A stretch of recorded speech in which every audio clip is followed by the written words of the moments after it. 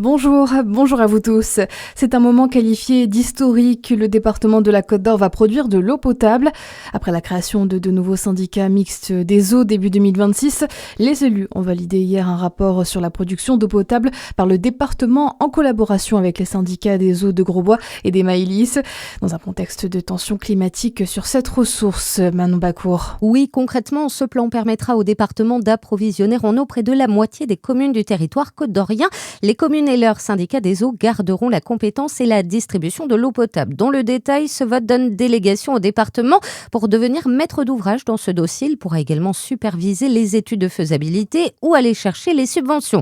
Objectif, un accès qualitatif et quantitatif à l'eau du robinet sans faire exploser le prix au mètre cube, alors que d'ici 2050, nos rivières pourraient perdre 25% de leur débit, 20% de recharge du côté de nos nappes phréatiques. Plusieurs travaux sur les canalisations ou sur les stations d'épuration sont donc prévus en 2027. Et coût total du projet, près de 100 millions d'euros, somme que le département n'assumera pas dans son entièreté. Il créera en revanche le plan de financement.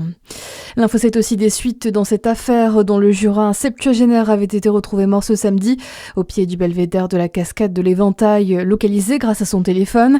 L'homme de 71 ans, originaire du sud du département, était parti randonner mercredi. D'importants moyens avaient été déployés pour le retrouver. Les secours évoquent la piste d'un glissement. Il aurait glissé alors qu'il marchait sur le sentier humide mais balisé, avant de tomber ensuite le long de la paroi rocheuse. Dans le reste de votre actualité générale, l'Iran poursuit ses frappes de représailles. Tôt ce matin, c'est à Riyad, la capitale saoudienne, que des explosions ont été entendues dans le quartier diplomatique. L'ambassade américaine a été visée. Conséquence, un incendie limité et des dégâts matériels mineurs selon le ministère de la Défense de l'Arabie Saoudite. 8 drones au total ont été interceptés et détruits selon les autorités saoudiennes. Les États-Unis annoncent répondre bientôt à cette attaque.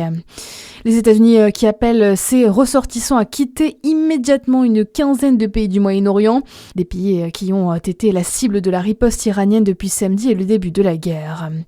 D'ailleurs, hier soir, le chef de l'État Emmanuel Macron a présidé un nouveau conseil de défense pour suivre la situation.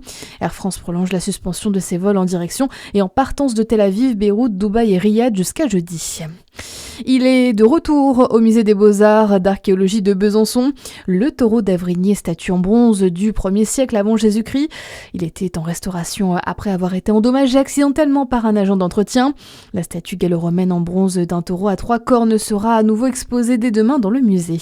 Et puis le carnaval bientôt au patrimoine mondial de l'UNESCO. C'est en tout cas la demande de la Fédération nationale des comités organisateurs de festivités et du comité des fêtes de Châlons. Objectif, faire du carnaval de la ville un événement protégé. À suivre la météo sur Fréquence Plus.